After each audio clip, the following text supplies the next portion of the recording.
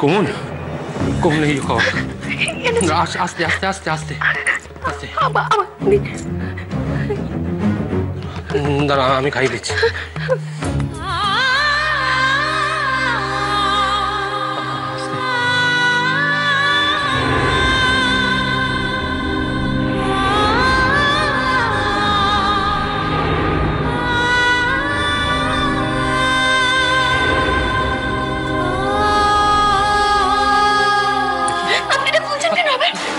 আর দরকার হবে না। মানে আমার ছেলে ভালো হয়ে গেছে? প্রায়, মানে একটু বিশ্রাম নিক। সত্যি বলছে? চিনি চিনি কোমল কোমল কোমল আস্তে, তুমি শান্ত হও কোমল। আস্তে আস্তে আস্তে। চিনি ঠিক আছে কোমল, চিনি ঠিক আছে। আপনি বললেন যে ওর জ্ঞান ফিরলে আমাকে মা বলে ডাকবে। এত দূরে থাকলে তো আমি শুনতে পাবো না। আমি যাই ওর কাছে। না না মিসেস সেন, আপনি এত তাড়াহুড়ো করবেন না। আপনার শরীর এখনো খুব দুর্বল, অনেকটা রক্ত নেওয়া হয়েছে। আপনার আরেকটু শক্তি আসা দরকার। শক্তি? ডাক্তারবাবু,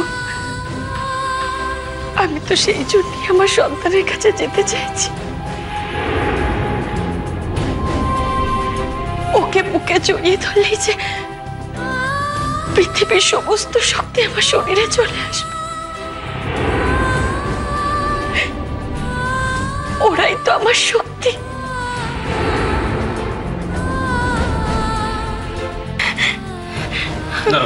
ওকে, আমি ধরছি তোমাকে। এসো।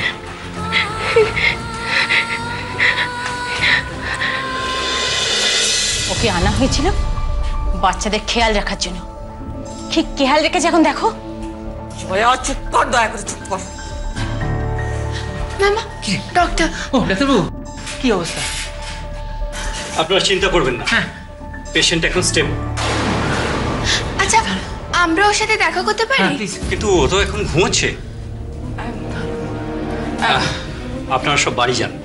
আর এখানেও ভিজিটিং আওয়ার শেষ হয়ে গেছে, আর আপনারা থাকতে পারবেন না। আপনারা নিশ্চিন্তে বাড়ি যান। গিনি, যা তো মল্লার আর কোমলকে ডেকে নিয়ে আয়। কিন্তু মিসেস সেন তো বোধহয় আজ এখানে থাকবেন। কেন? এই অবস্থায় মায়ের বাচ্চার কাছে থাকাই ভালো। আমি চলি। গিনি, যা তো ডেকে নিয়ে আয় কোমলকে। ও নাকি মা, ও তো সৎ মা। জয়া,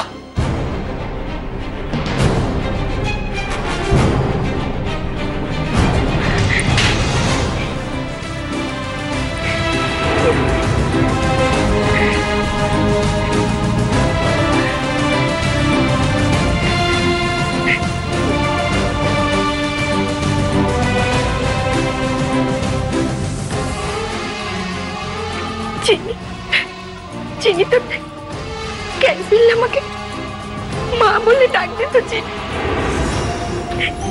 চিনি চিনি চিনি